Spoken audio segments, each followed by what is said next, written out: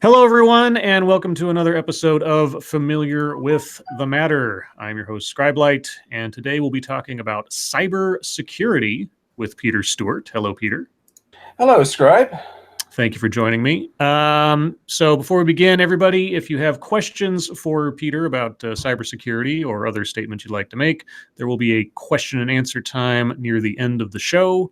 Of course, anybody who super chats questions or comments will have those put with priority. Elsewise, if anything we don't cover or answer in the course of the show comes up in your mind, feel free to ask it then. But Peter, what makes you familiar with the matter of cybersecurity? Well, for the last 4 years, I have been involved in cybersecurity itself. I was both the secretary and president of a student association called the HTCIA, which is the High Tech Crime Investigation Association, which is all over North America. They train cybersecurity and InfoSec people. And I was for a couple of years working for a company called Go Secure in their active response center, basically being the guard for enterprise companies, making sure that there weren't any breaches. Okay. And what do you have any maybe I missed it somewhere in there, but any kind of educational diplomas or certificates or anything like that? Directly, no. Unfortunately, I haven't gone for my certifications. I'm not interested in pen testing, but as one of the active responders, we're literally doing cybersecurity. I was seeing DDoS attacks. I actually helped prevent crypto. I believe it was a crypto locker account, but definitely one of the crypto attacks on one of our clients. And I've also been attending cybersecurity conferences. So, go ahead. Yeah. No. So as for certifications, unfortunately, no, because they cost money. But I am capable of doing most of it. I'm just not what they call a pen tester, which is someone that tests to look for the vulnerabilities. I'm one of the people that go, they just found a vulnerability. We got to guard this door. Let's keep the wolves at bay. I'm not a hunter. I'm a guard, as it were. So you're a professional amateur? We could call it that, yeah. I'm trying to think, because I've done a couple of videos in the past that talked ostensibly about hiring and tech and everything else, and how there is a separation between those who have degrees and diplomas, etc., and people who still know how to do that stuff but don't have the clout of a educational institution accreditation or something, and instead go through like boot camps or just come in sort of off the street kind of deal.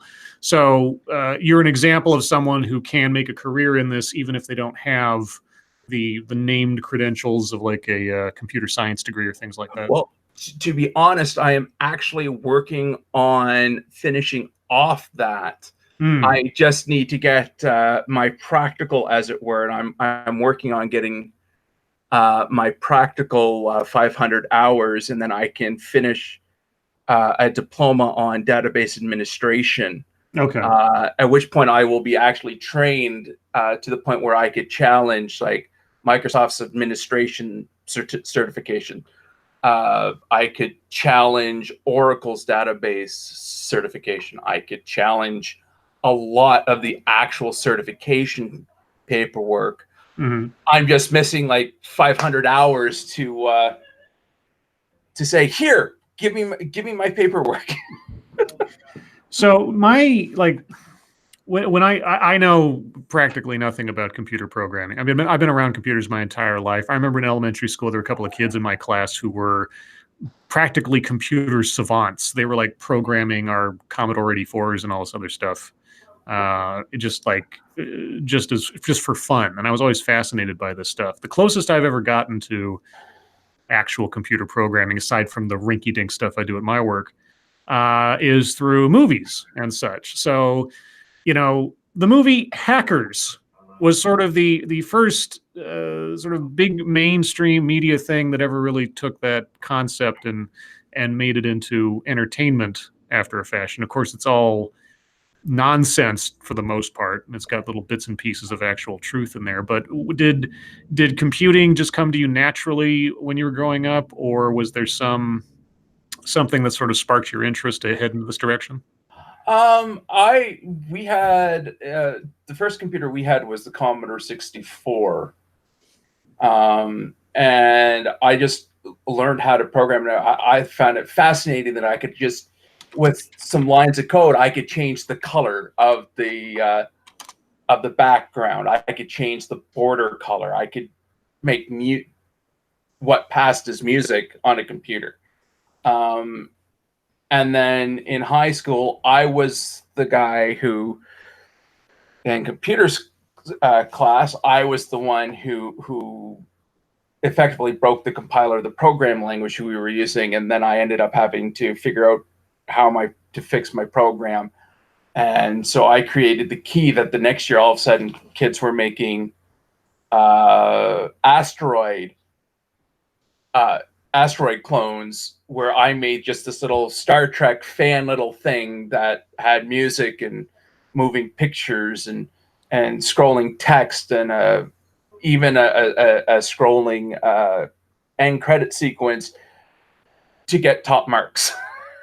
So it sounds like you've been a wunderkind of a kind since the beginning of things. Pretty much, yeah. Okay. And now, kind of an odd question, but I've known people who have been, for lack of a better word, savants in things like music and art and such, that it comes very naturally to them, but it's not something that actually they enjoy. Do you enjoy this as well as being talented at it?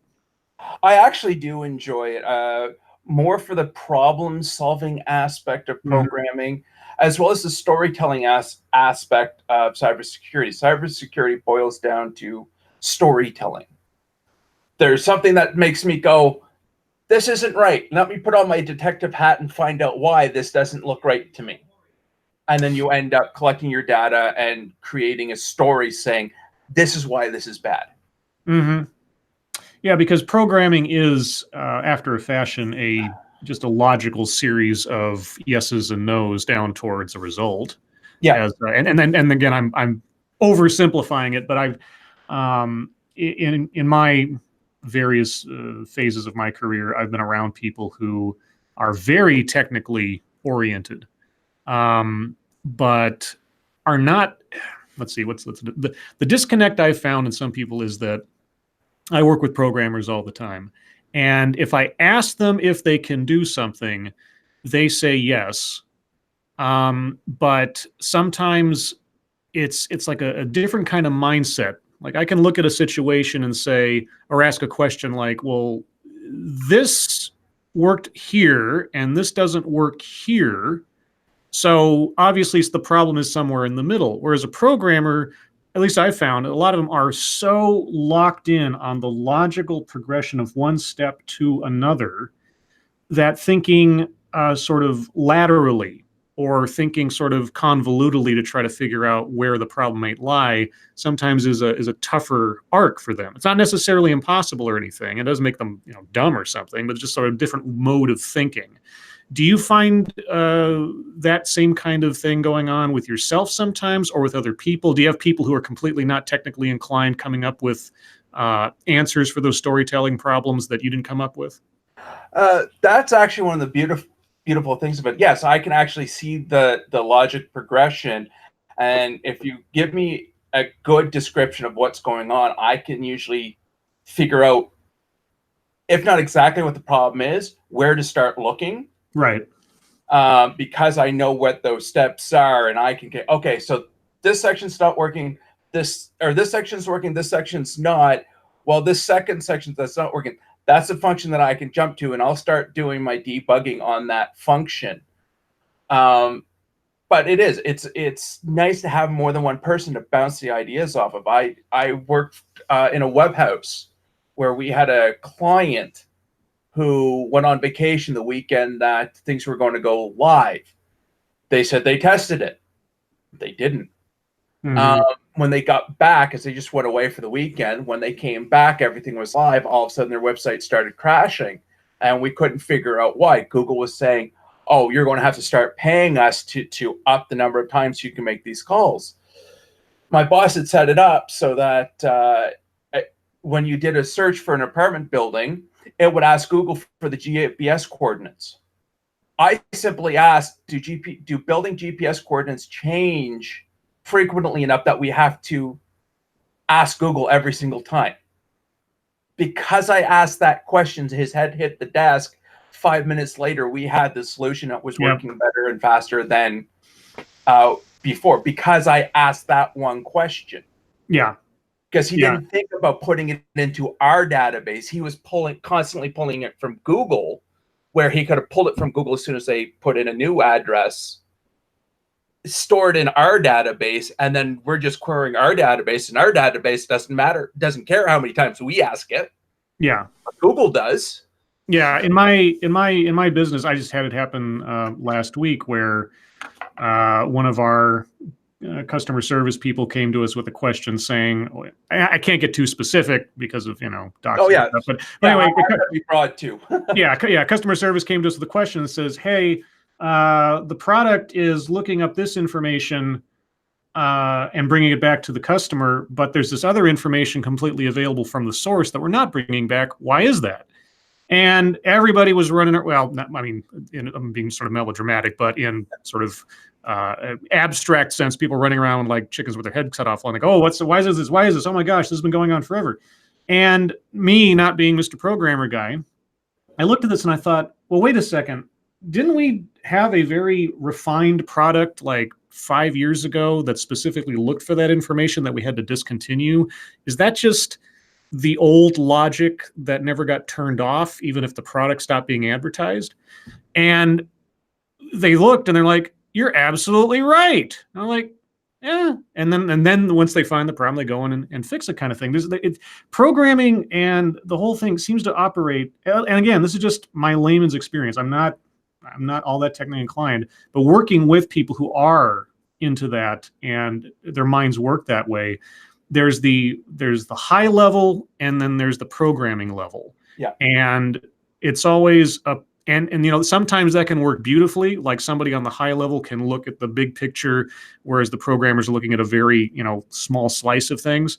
But there's also that friction between people who look on the big picture and think that programming can solve everything, or that it's just a matter of snapping your fingers. And I've also seen that too, where people say, hey, we need the product to do this, so just go off and do it, as though it were no big deal, except that there's 27 different steps you have to go through and testing, and it might work this way when it doesn't work that way, or just because it worked last time on this one area of things doesn't mean it's going to duplicate itself exactly the second time around.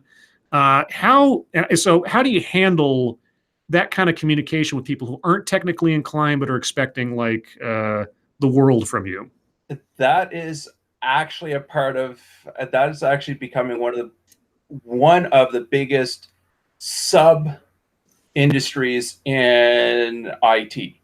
The ability to communicate, and that's why I decided to pitch cybersecurity to you. It's time to start communicating. We can't keep it in the vacuum. I know people whose their entire job is to go down to the basement to the tech guys and say, okay, this is what the CEO said that we need to have done in the next 10 years. Mm-hmm. And what do we need to do it? Oh, we need all this. Great. Let me type up my report. And the next day they're up talking to the CEO saying, you want to get this done. This is what the IT guys say we need. This is how much it's going to cost. We can start tomorrow. Yeah, and that whole thing, that is an industry in and of itself. Yeah, I mean, a couple of years ago, we were in an office where it was a really big space, and we practically had the whole like side of the floor to ourselves, and the front part of the floor was all the business and sales guys. And then the back part of the floor was all the development guys. And the hallway in between us was about 20 feet long, right? Yeah. But it might as well have been two different nations with an ocean between us when it came down to what the sales guys thought what was going on, and what was actually happening in the back room, because they didn't understand programming development, and we didn't know what the sales guys were doing. And so in a similar vein, I ended up being like the diplomat for the dev team to go back and forth and try to keep some line of communication about what was and was not possible and everything. So, like you say, that seems to be the biggest struggle I've seen. Now, in my company, we've kind of resolved that. We've come at it like, okay, nobody's going to know everything everybody does, but we have to have regular weekly meetings, level sets of where are we at, what can we do, setting realistic expectations. I think that's one of the biggest problems with dealing with IT or development is always absolutely. Yeah, setting a reasonable, not just for the customer, but also for your own internal people, so you're not like pulling and pushing and all that. Now, do you contract right now, or are you working for a specific company? Not without giving information away, of course. Currently, I am looking for contracts, and I'm also looking for a permanent location. I do a little bit of freelance. So right now I'm more into theorizing and getting my skills up so that I can start exploring some of my theories. Okay.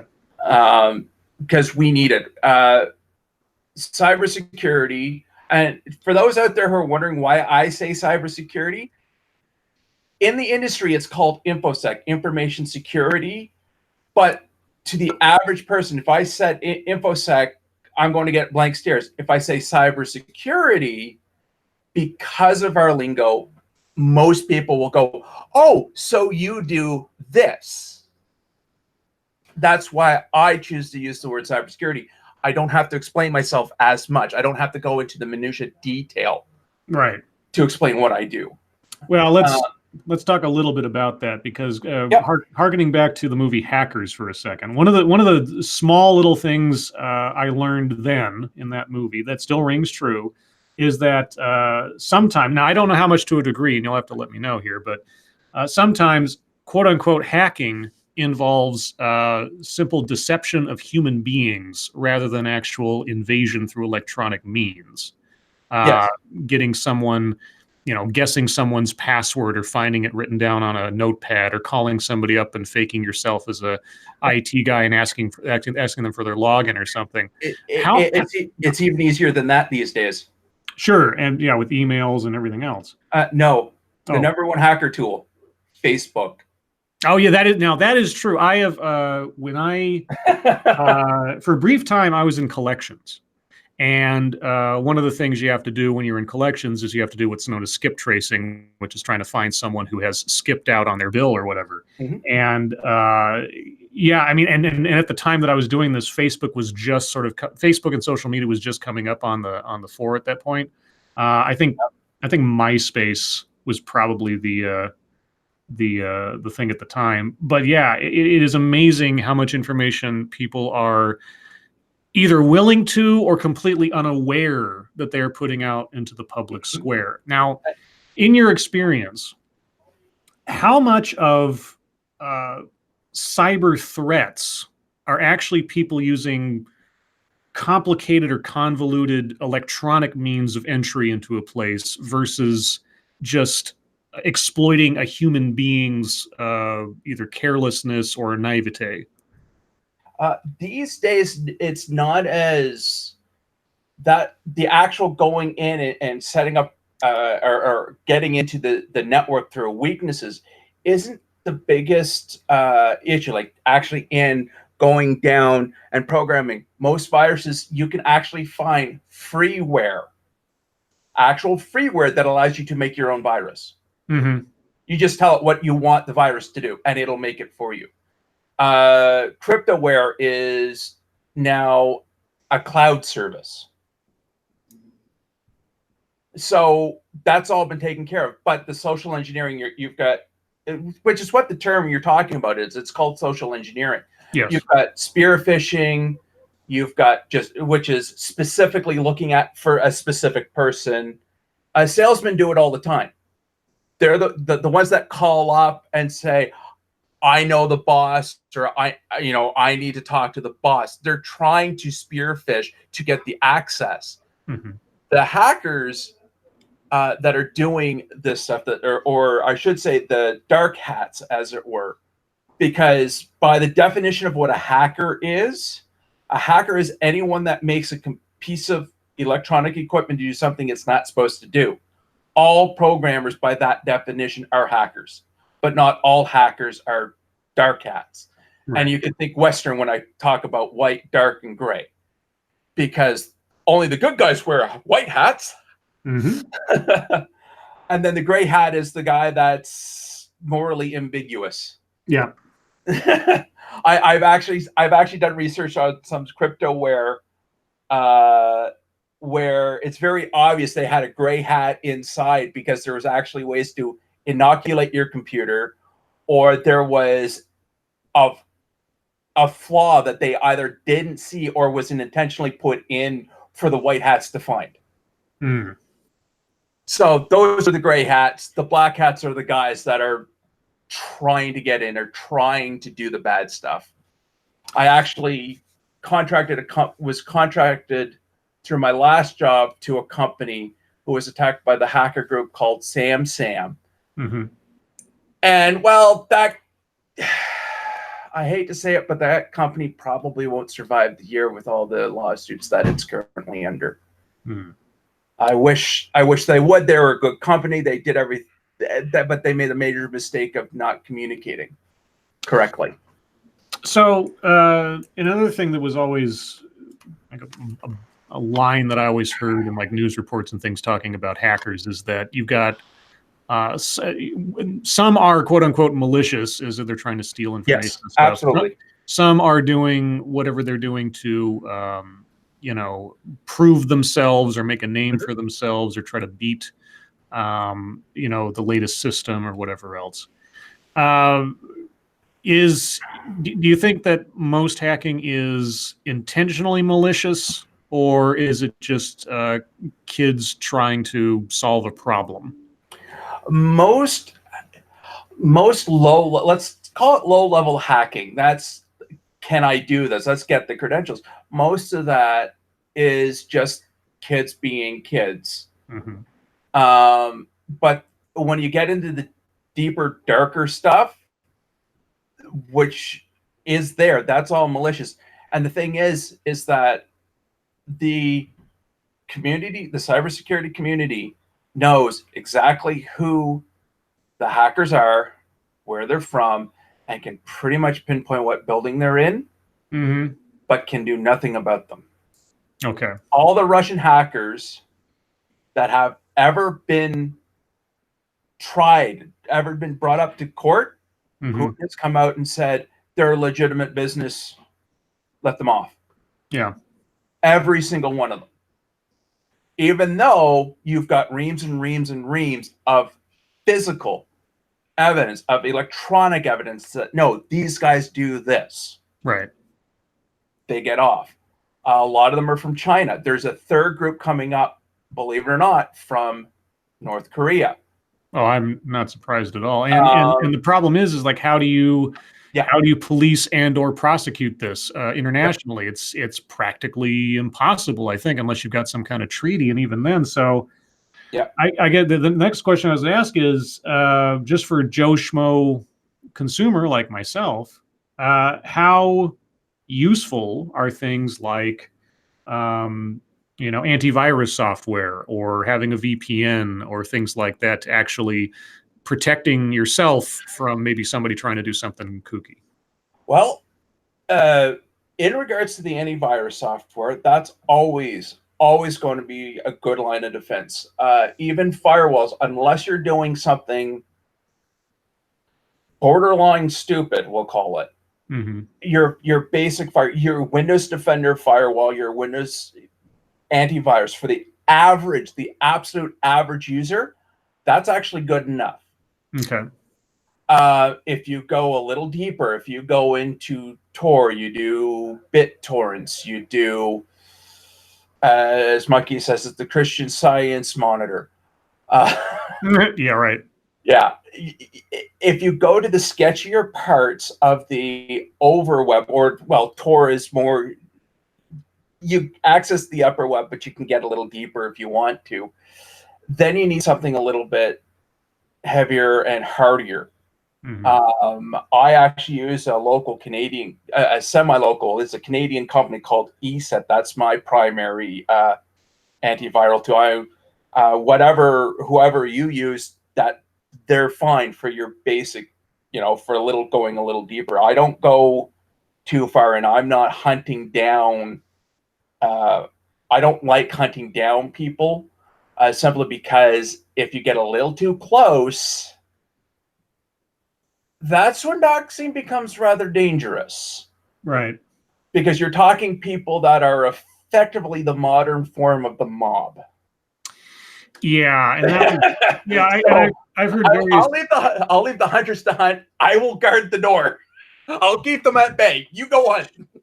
So, in the cybersecurity community, let's say, what is the single, almost punchline dumbest thing people do that is exploitable when it comes down to their personal security online? Passwords. The number one issue with cybersecurity today is the following 10 we've been dealing with since the 1980s. Passwords. Very weak, simple passwords. Not changing your default password. You get a brand new router from your ISP. Change the password. You're given the tools to get in. Change the password. Right. That is how a lot of the major breaches of late, they happen because someone didn't change the default password of either one of the switches or the primary router. As soon as they're in, they will get admin capabilities, which means they've already taken over your network. Yeah, I always have passwords that are like old addresses, like street addresses that were meaningful to me or something, with a $ plugged in somewhere or something like that. Then you get the street, the town, the state, and somewhere in there a couple of times you throw in some other characters, and it's long. It got numbers and capital. It's all over the place. Yeah. What I've started doing recently, because I've got a poor memory, but I wanted to make sure everything was all my passwords were unique to agree. I started doing what they call salting or peppering. I'm not sure which, to be honest. What it is I've got a key aspect of the password that doesn't change, that I remember. Right. Then I have somewhere within this long password, I end up with something from the site that I'm working on. Right. I grab something from that helps me to remember, oh yes, I'm using this, therefore it's this. Right. Then I add a number, which will change as I need to, and then a special symbol. Sure. And I usually end up with a nice long, reasonably hard to hack password. Like, for example, if you somehow managed to get a 20-character password, it would take them longer to brute force a 20-character password than science expects the universe to exist. Yeah, there's a site out there that I think it's still out there anyway. It's like how secure is my password.com or something like that. And you can like, supposedly it doesn't save anything. I always get a little wary. I put in something similar rather than putting an actual password for anything. But the longer, more complicated it is, it gives you an estimate of like how much time would it take your average hacker to figure out your password using known tools and such. And Right. I put in one of my passwords that I use one time just for the heck of it, and it said something like 4 quadrillion years or some crazy thing like that. So Yeah. the longer it is, and as long as it's got several different things in there, is better. Yeah. Um, it's just that aspect is fascinating, and quantum computers won't fix that problem. Right. Because if you're doing a dictionary or a brute force attack, which is what they're called, and dictionaries is where you get the weak passwords. Passwords in there. ABCD 1 2 3 4 is in the dictionaries. They know these ones, and these are the common ones.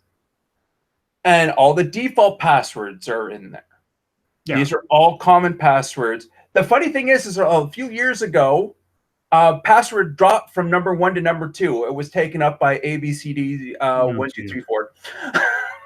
Yeah, I mean, no matter how powerful a computer you make, probabilities are always math, and math is always math never war never changes, math never changes. Yeah, and unless we can come up with a computer that uses a trinary system, all a computer will ever know is on and off.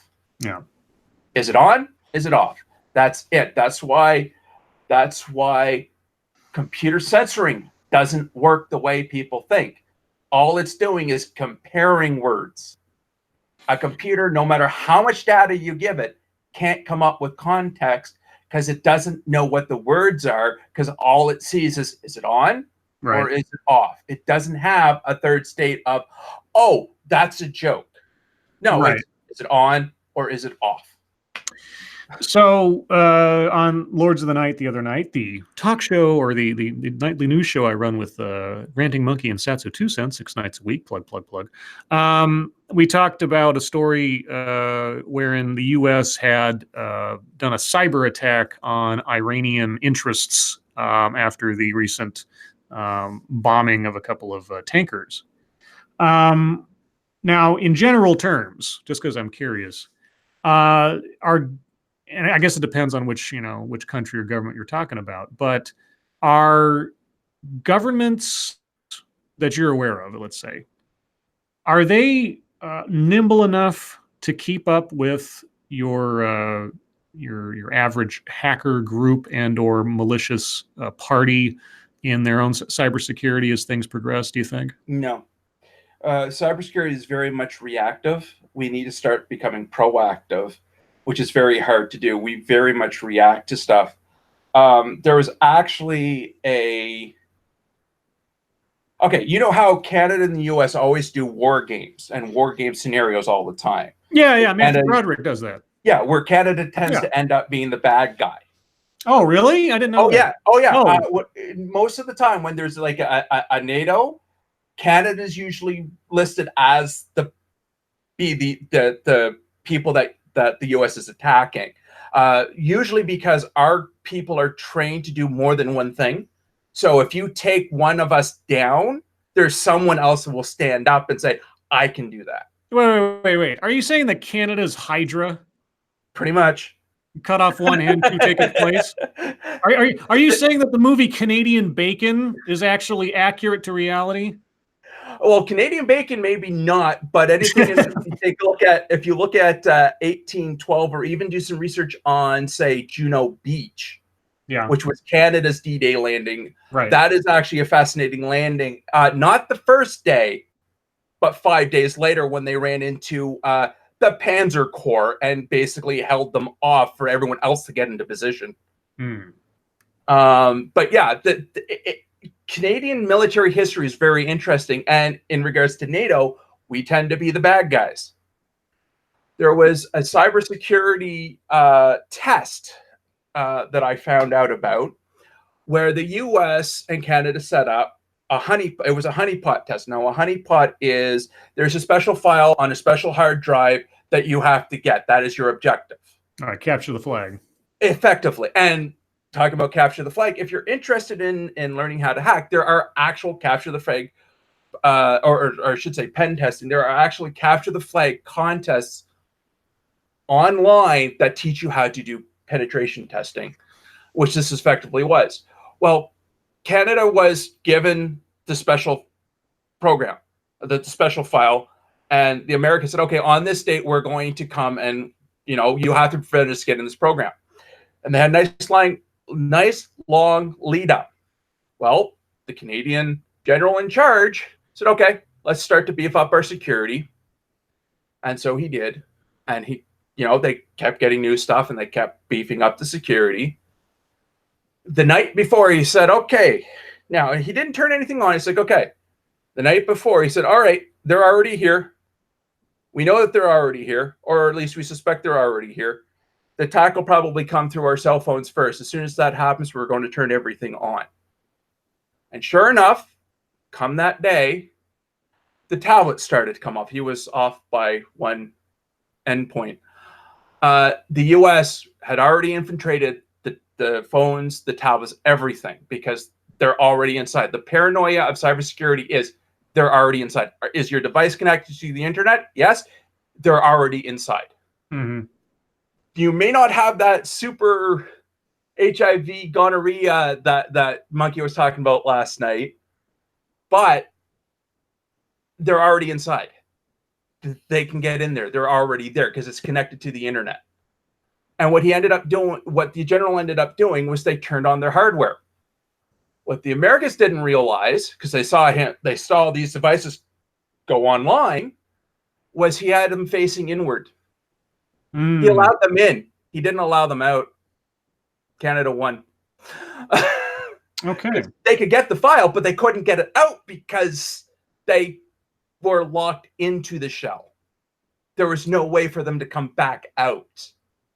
Now, is that... and that basically sounds like we were talking about that levels thing, like on the high level, like if we were talking about military moving their forces from one side to another, or you've got you're pulling people into like a valley with only one way out kind of deal. Yeah, exactly. That's exactly what they did. Yeah, but you're thinking about it on a sort of electronic level where everything functions similarly, except we're talking about ones and zeros and everything else.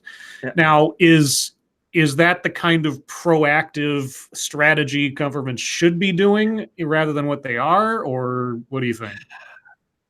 That probably would be a better strategy if it works. There was another government. You've heard of Estonia, the little country of Estonia.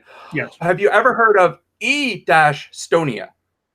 That sounds like some kind of marijuana shop. Yeah, it's Electronic Estonia. Right. Anyone could do, because they went fully. They went completely cyber.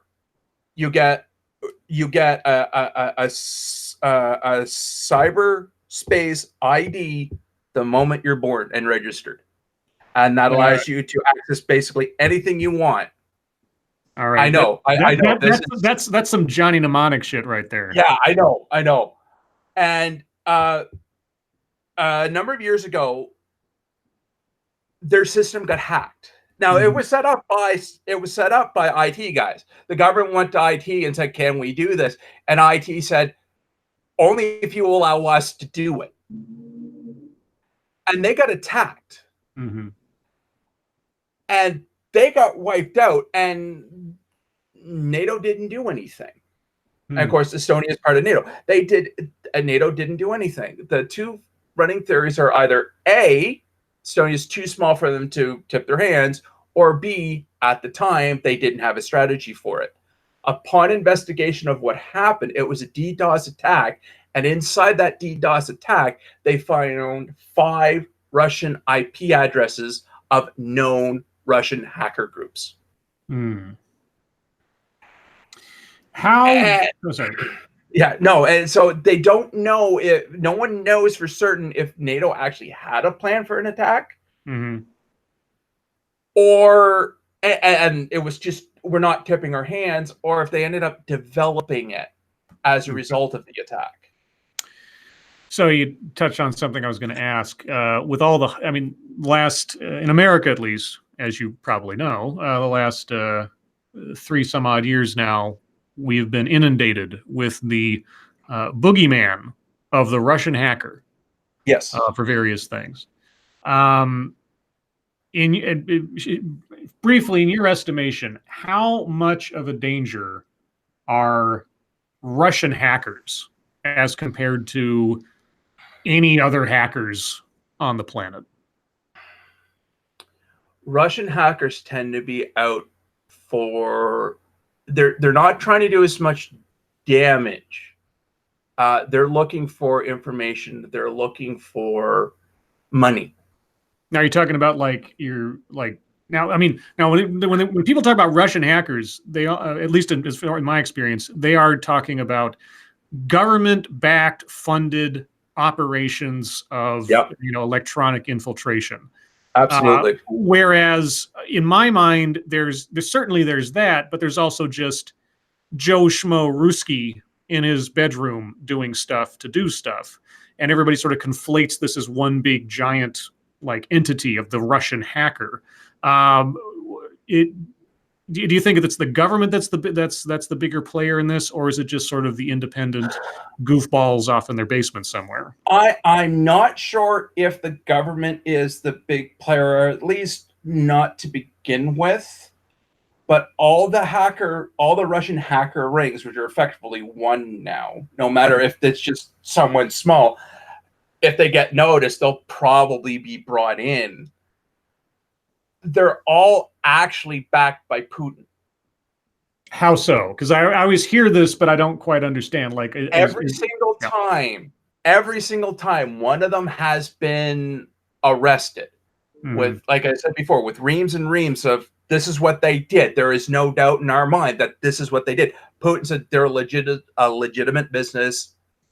Don't prosecute.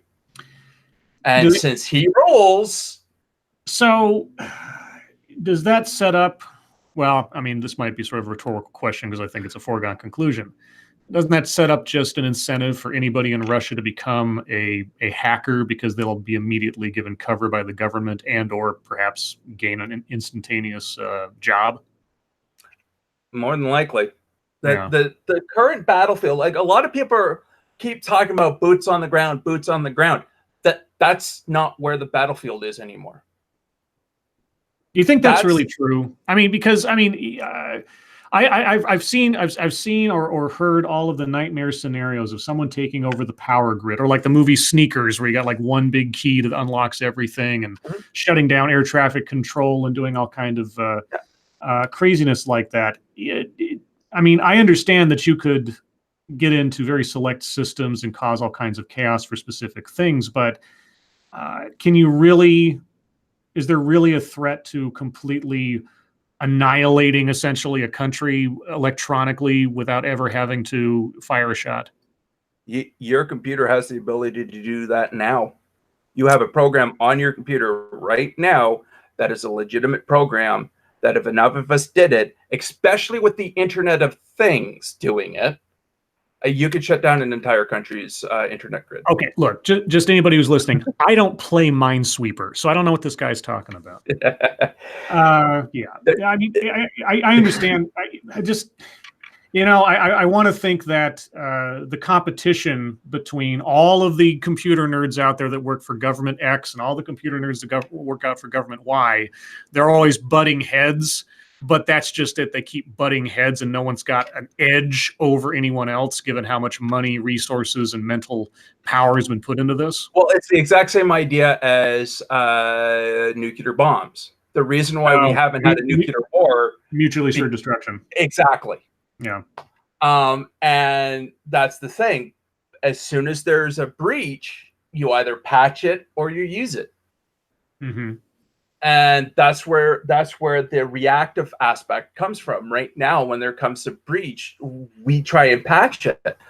How do you cripple a company or a country? You can shut down a big country, shut down their stock markets. How do you do that? Well, you prevent them from getting stock information through their computer networks. Right. You can cripple a country by doing just that.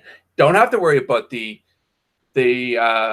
electrical grid. You can shut down an economy by shutting off access to stock information. But isn't there enough of a force between the white hats and the gray hats to sort of find those holes in the system before they're exploited by others? I mean, isn't with I mean, again, I'm assuming, you tell me if I'm wrong, that for every new system that's being created at the same time, you've got an entire dedicated team of people trying to beat it before it gets deployed. Okay, I'm going to ask you a question, a related question to that. How many Sure. people do you think are involved in the Xbox security team? Oh, probably like 10 guys. One. No, come on. There is one. He shows up at HTCIA conferences all the time. One guy. One guy. Do you want to know what PS? Do you want to know what PS4s is? Don't use a real credit card. Okay, now is the logic behind that in that, like, you cut down on the possibility of there being too many cooks in the kitchen, and it's all narrowed down to one person who holds all the keys to the kingdom, or is that just dumb? I don't know. I don't know which one it is. It's dumb. It basically boils down to cybersecurity is not a priority for anyone. Well, now, okay, after the Equifax breach, after the Target stores breaches, after Facebook and everything else, just found out Desjardins just got hit. Yeah, so you would think, and again, like, maybe I'm just speaking rhetorically, you would think that if nothing else, Xbox, for God's sakes. Yeah. I mean, as many millions of people log into their Xbox accounts, all of their, I mean, setting aside if they can get access to their financial information or anything else, their personal information, their habits, the games that they play, the games they don't. I mean, for industrial espionage, if nothing else. Seriously, one guy. Yeah, it's scary. It is very, very scary. Okay, all right. So, okay, well, if you can, and if you can't, I completely understand. Do you have any inkling as to why, as an example, Microsoft would do that? It's not or not do that, as the case may be. I guess at the beginning, it wasn't part of it. Wasn't they didn't think that it was a priority. I mean, 90% of any update that you do is security fixes. Doesn't matter what system. Doesn't matter what program. It's security systems, because cybersecurity isn't the priority. Why do we still have SQL injection attacks? This is people using your online form to input an SQL command into your database that will destroy your database. This is a line of code that they type into your legitimate form. And every language out there that you use to make web pages, dynamic web pages, has a line of code that will scrub, actually has one line of code that you can use that will scrub your input to prevent SQL injections, but it's not used. Why? The education isn't there. Okay. People don't know about it. There's no incentive. There's no incentive, financial incentive, for them to hire and bring in the cybersecurity people. And like I said, I was an active responder. I was looking for those breaches. Right? I was there. I had 3 monitors. I had 12 to 20 tabs open all the time, just looking at all the internet traffic from all our clients going past me for hours on end, looking for, that doesn't look right. I saw a DDoS attack I could do nothing about, because the client said, if it's from China, we don't want you to block it because we have legitimate business in China. And there was a 15-minute DDoS attack on them from China. So the cynical part of me thinks this, as there's so many other things involved in business and elsewise. Would I be wrong in saying that maybe one of the reasons why is that the liability cost to a data breach is less than spending the money on actually proactively maintaining security? Absolutely. That's the big problem. And that's one of the things that I've been so frustrated about, watching these story after story after story after story about Facebook, Equifax, Target, God, what was it? Was it Wells Fargo or something? I don't want to tell stories out of school or nothing, but all these big companies having these gigantic data breaches where millions of people's information is up in the air or out there in the web somewhere, or medical companies and such. And it just doesn't seem like there is a legal downside to that happening when so basically, is it that the laws have to catch up to the realities of what's going on today before companies will actually take this stuff seriously? That's what it feels like. There are companies that do. There are legitimate companies that do take it very seriously. But a lot of them, like Equifax, do you want to know what happened with Equifax? Sure. Their router admin password was password. See, now that's what I thought, because everybody was talking about, and I don't even know if this is true, but the whole like DNC email breach with all the stuff that came out during the 2016 election down here. Yeah. I heard it was somebody that just like fished the password out of somebody's like a cell phone or something, and that was all it took. It was the default password. Yeah, for Christ's sakes. Okay. And the thing is that like there is a Linux distribution out there specifically designed for hackers that will check all the default passwords on all the equipment. Right. That's one of the tools. Just does that. Yeah. I've got like a 25 character password on my router, even though I'm not doing anything that complicated. If there's one thing I've learned, make long passwords. That's it. Make long passwords. It doesn't solve every problem, but it certainly solves a lot of them. And also, absolutely. And don't use the same username in more than one place. Don't use the same password in more than one place. Or if you do use a similar password in more than one place, switch a couple of the characters around. At the very least, if you're too lazy to come up with something else wise, switch a couple of the characters around. Yeah, because the passwords are the encryption on most passwords done correctly, or it's what's called hashing. So it's actually not even an encryption of the password. It's how the computer interprets it that gets saved. And as long as it matches, the computer says, great, you can come in. But if you change one or two letters, it hashes differently. Yeah, it's completely different. It's completely different to the computer. Okay, couple sort of, I'm coming to the end of like what I could ask about that wouldn't start getting into ridiculously technical stuff that probably I wouldn't even understand. So on the off-the-shelf products, what, in your opinion, and by the way, this stream is not sponsored by anybody, so this is just his opinion. So take it or leave it, get a second opinion. What would you say is the best off-the-shelf virus protection software out there right now, or what's a reliable company for that? If you want to spend money, I personally like ESET. I would stay away from McAfee or Norton. They tend to cause more problems than they solve. Yeah, Norton is such a memory hog, man. Yeah, McAfee is a little bit better, provided you're on what's called the enterprise level, which is a company 500 employees and over. There's three types of companies. There's a small business, which is 1 to 50 people. There's medium, which is 50. No, sorry. Small is 1 to 100. Medium is 100 to 500. Enterprise is 500 plus. A lot of the companies, when you get to the enterprise level, they do a lot better. Mm-hmm. For home use, as long as, like, for the average user, Microsoft's Internet Defender. Okay. And sorry. It's already part of your computer package. Mm-hmm. It's doing its job. But Malwarebytes is a good free one. I like ESET. I also usually have Malwarebytes. CCleaner tends to be one of the ones they ask if you actually have a problem. They say use Malwarebytes. They say use CCleaner. There's a bunch out there.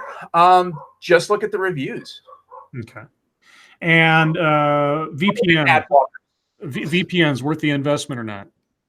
VPNs, especially all VPNs do the same thing, and they don't do what Nord claims to do. Because of how the internet works. You're talking about NordVPN, which I hear plugged by a lot of people. Now, I mean, are they bad, or are they just Oh no, not? absolutely not. Okay. VPNs are not bad. What they do is all they do is they obfuscate you. They bounce you around. Obfuscate. I know that Yes, word because I played Vampire the Masquerade. yes. And unfortunately, talking about strange words like that, unfortunately, you made it hard for me to get libidinous into this conversation easy. Yeah, well, if you start getting libidinous about cybersecurity, we have a completely different show for that. Exactly. And but what they do, because of how the internet works, your browsing history is always going to be there. You'll always leave a trace. It would be like me sending you a letter through the mail. The post office needs to know where the letter's going and where it's coming from. That's your to and from address. And then they start sorting it out and they start sending it out to who needs it or who can get it to you closer. As a result, all the switches, all the routers that message goes through has to have a recording of where it's coming from and where it's going to. Right. And that is your browser history. That is what the metadata does. That's what Google holds, is that information, so that they know, oh, this address likes this information from this address, which has all these keywords. Here's some ads that match those keywords. Yeah, so VPN's kind of like a PO box, kind of. Exactly. VPNs work as, they say, oh, we don't hold your browser history. No, but all the routers and all the switches do in the log files. Sure. It can be scraped. It can be found.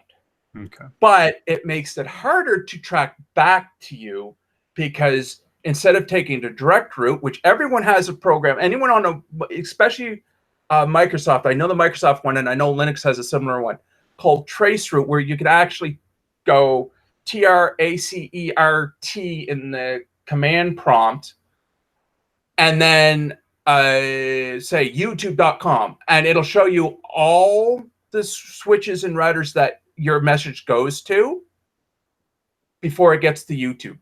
So it shows you the route that it takes. Yeah. That's why it's called Traceroute. And all a VPN does is say, oh, instead of taking the most direct route, we're going to ping you off like 20 different routers before we get there. So there's always a bit of delay because it's a lot longer. Okay. But it still needs to know where you're from and where you're going to. All right. But that being said, for anonymity, doesn't matter the VPN. Although I would be worried about the Tor VPN because that tends to be watched heavily for illegal activity. Oh, all right. And even though you're still going through your own education, or at least official education, etc., for anyone listening who might be either interested in getting involved in cybersecurity or maybe in giving sort of like a primer on how to take a shortcut to what they need to know to start looking into it, what would you advise? Bleepingcomputer.com. Bleepingcomputer.com. It's a really good aggregate if you want to keep up on cybersecurity news. HTCIA has a lot of courses. If you're in a company that has that allows on-site education and they have a cybersecurity, go through it. Every one of us, every single one of us, from the end user to the developer, everyone has a role in cybersecurity. It may be different, but everyone has a role in it. I see 5 levels of security, and we only ever talk about 3. Okay. And if someone was able to go through the actual educational route, what would be the best lines of education, do you think, in these days to start off with towards a career in either in InfoSec or cybersecurity? Depending on the course, what you should do is, like, if you're a developer, start thinking about how would my my system get broken, Mm-hmm. and try and think about how do I prevent this attack. There are courses online that you can take. Like I said, there are capture the flag sites that allow you to get certified as what's called a pen tester. These are the people that are trained to penetrate systems. The difference between a pen tester and a black hat hacker is the pen tester doesn't say execute. Mm. They find the problem. They try to penetrate. That's level one. That's outside your network trying to get in. They're trying to find the breaches. There's the active responders like I was, the guards that are saying, oh, we have a breach, we have to stop it. The problem is what I have termed, and personally, because it made sense, and it makes perfect sense, the false negative. You've heard of false positives, right? Mm-hmm. The false negatives are the biggest danger to cybersecurity. Those are the ones that they don't look like a threat, but they turn out to be the threat. I see. Okay. And you have to look for that stuff. Right. And then next comes, believe it or not, your end user. Because if a breach happens, who's going to find out? It's people like you, Scribe. You're not a developer, but you're trained to call your help desk if a major issue occurs, correct? In general terms, yes. Yes. That is the fourth level as I see it. So the end user's third, fourth level is the help desk. The fifth level is the on-site devs. And that's everyone. That's everyone involved. Mm-hmm. But we never talk about the end user or the help desk. We don't see those. We talk about the pen testers. We talk about the active responders. We talk about developers. We don't talk about the people who spot the problem after the problem has occurred. Okay. And we need to start talking about the symptoms. You don't have to know exactly how it works, but if a red flag raises in your head, you got to be able to pass that along to the help desk. If that same red flag raises up at the help desk has to have the authority to go to the security team as well as the on-site saying, hey, we got a major problem here, go fix. Okay. All right. Well, guys, I've reached the end of my brain, so to speak, on this subject. If you have questions for Peter or anything else you'd like to pose, now is the time. Be sure to put in the chat. Just like with the Lords of the Night show, put a few extra question marks at the end just so I don't miss it visually as the chat moves on, even though things seem to be pretty stable in there right now. Did you have anything you wanted to add or anything you wanted to plug, either YouTube channel or a project that you're willing to disclose or anything like that? Unfortunately, right now, I don't have anything. I'm wanting to set up a couple of channels, but I have no idea if I should in today's climate. It all depends on what kind of content you're planning on doing and then how you produce it, really. The biggest thing is to, at least, and again, I'm still a novice at this, is to avoid using any copyrighted works, is to avoid anything that smells like any far, racist, bigoted, whatever content or exclamations and such, at least on YouTube. I mean, there's plenty of other outlets out there that you can sort of take more risks with, like BitChute, I think, and things like that. But it all depends on what you're doing and how controversial it may or may not be.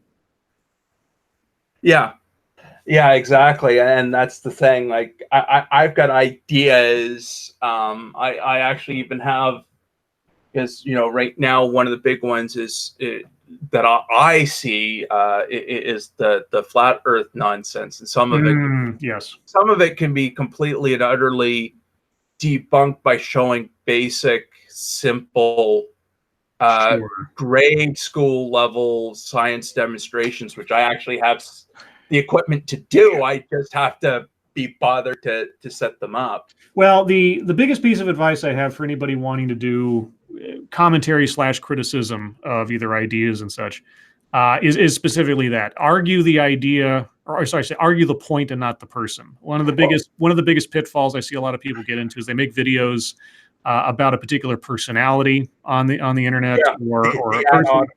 Yeah, the ad hominem stuff. As much as possible, avoid that. Only, and this is my sort of passive rule, doesn't always hold true, but for the most part, in doing a commentary response thing, I never bring up the individual talking unless they make themselves or some aspect of themselves part of their argument or presentation. So if somebody stands up on a stage as a doctor of psychology or something, well, then to me, that sounds like they're opening the door to me to taking a look at their educational background and what they work for.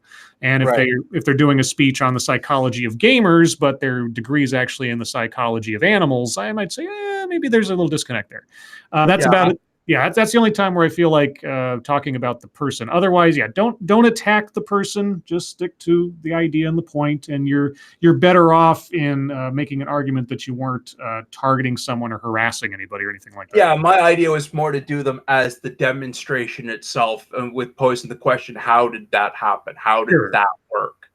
Instead of approaching, like even bringing in a person, it's like, okay, I've seen these. You know, like one of them is saying, like, you can't have air pressure without a container. There's a very, very simple demonstration of air pressure that revolves a ruler and a newspaper. You sound like Mr. Wizard. Yeah. Check Your Logic wants to know, what was the password website again? It is howsecureismypassword.net. All one word. Howsecureismypassword.net. I mean, there's several out there that do this, but that's the one. There is. Yeah, but that's the one I've tried in the past. Again, just for safety's sake, don't put in your actual password. Put in something that's relatively similar to it, or at least of the same length and kind of character makeup, and you can see pretty quick whether or not your password is, mathematically speaking, difficult to overcome or not. Another good one is, have I been pwned? Oh, okay. The only problem with that is they're more or less checking your email to see if it's been hacked. Mm-hmm. They require your username to get access to it. Yeah. Be careful of anybody that asks for your username or something like that. Just don't. USP 211816. Do you feel that the risks outweighing the rewards has reduced the number of freelance white hats? I think right now, yes, because the risks are literally, I know where you are, I know who you are, I know where you are, and I have a gun.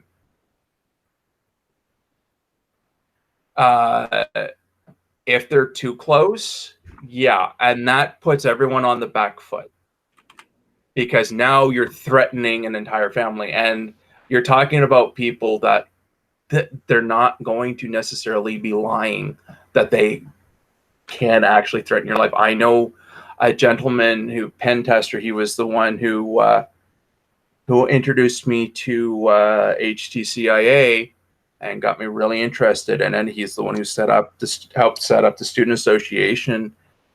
And he was a pen tester, and he said that he retired. In fact, he was pulled in my second year at the college. He was pulled in as an instructor to get him off the front line, because he found someone that was in our city that was one of these hackers, was part of one of these hacker rings. And he stepped back and went, crap. Because they could find, it wasn't just a matter of, oh, well, they're halfway around the world. This was a guy that was like, I know where you are. Right. I know exactly where you are, and I have a gun. And those are legitimate, and those are legitimate concerns. That's why I don't hunt. I'm a guard. If someone come to me and stop them. If someone wanted to try to like legitimately, and not through any kind of like crazy means, get their talents noticed without risking anything, but they weren't like education oriented, they don't have degrees and such, is there some place you can go to sort of like look for work or have your skills tested, or some kind of convention or something that Absolutely. There's conventions happen all the time. Locally, we have a great little one called Atlantic Security Conference, affectionately known as AltSecCon, or AdalSecCon as the actual acronym is. And they actually had this year, they had 2 hacker villages. These are basically where you're training to be pen testers. And one of them was on the Internet of Things. It's a scary idea. There was a DDoS attack a few years ago that was set off by security cameras, internet security cameras. I've sat in on a talk where one of the people brought up the question, why should I risk my network because your farmer sprinkler system set off a DDoS attack? Because the company that was making these sensors didn't think about security. And people don't think about it. Autonomous vehicles. There is all cars have to communicate with each other. They're not thinking about security at this point. Airplanes, to reduce weight, went from 3 different networks to 1 because you can pass multiple networks over the same copper wire or fiber optic cable. It reduced the weight. A gentleman made the mistake of tweeting about the fact that he did this, but he was flying in to talk about to the CIA, the FBI, I think it's the FAA, is it? Yeah, about the possibility of hacking. And he happened to have his work laptop with him, so he hacked in. Oh, geez. He did nothing, but he hacked in. And he got into their entertainment system, which is what most people have access to. And then he was able to jump networks into the flight controls. Oh, geez. And he got in trouble because he sent out a tweet about the fact that he did this. Not that he did do anything. Right, but that he was, yeah, exactly. And nothing happened because when they landed, yes, he had to be arrested for doing it, but they let him go because he was flying in to talk to them about the fact that this is a problem. Yeah. Let's see, Kami Nazi says, who is this guy talking with Scribe? This is Peter Stewart, who's talking to me about cybersecurity for the last hour or so. Satanic Cultist, who should be a pen or pin tester? Who should be? I don't know. If that makes any sense to you. Anyone who's interested in finding out the flaws of a system. And it's pen testing, because it's short for penetration testing, which is what you're doing. You're looking at it. And a pen testing doesn't have to necessarily be a network. It could be a program in a network. I was at a little local get-together, cybersecurity get-together, where the keynote speaker happened to be a guy from Quebec who ended up finding a flaw in a company's VPN that he was flown in to pen test something completely different. And he discovered a flaw within their VPN network, or their not their VPN, their VM, their virtual machine network, that gave him administrative rights. Within 2 weeks plus, within 2 weeks he had all his documents done up and stuff and demonstrations and all this. Within about a couple of months, they had that patch. They didn't realize that it was there. Okay. And that's what pen testers are. People that say, "Oh, can I do this? Oh, I can do this. Why should I be able to do this? Right. I shouldn't be able to do this." Those are the pen testers. The guards are the ones that are standing at the gates, going, "You can't come in here." Okay. They're looking at your firewall logs and give them the authority to be able to say, yeah, no, we're shutting that process down. All right. Well, I'm coming up on my own end of time, so I don't see any other questions in here. Is there anything else you'd, like I say, anything else you want to plug or mention before we wrap up? If anyone is interested, there's a nice little freeware piece of software. If anyone's interested in and looking at what their network is doing. Like, this is the beginning. This is what can get you interested. There's a program called Wireshark that's completely free, and all it is it's called what's called a sniffer. It's a program that just sits there and it reads all the packets coming in and out of your network and your IP addresses and stuff. And it can be really fascinating. And that is what I was doing. We had powerful sniffers on all the enterprise level systems, basically sending us reports. Now, of course, we had an interpreter in between to limit the amount of traffic, but it's there. That stuff is out there. All of these tools, if you're interested, look into it. Don't be the average end user. Start realizing that you're part of the solution. You're what's going to be making the networks better. We all are part of we're all part of the problem, therefore we're all part of the solution. And that is why that's what I want everyone to take home with them, as it were. Is that. Well, sounds good to me.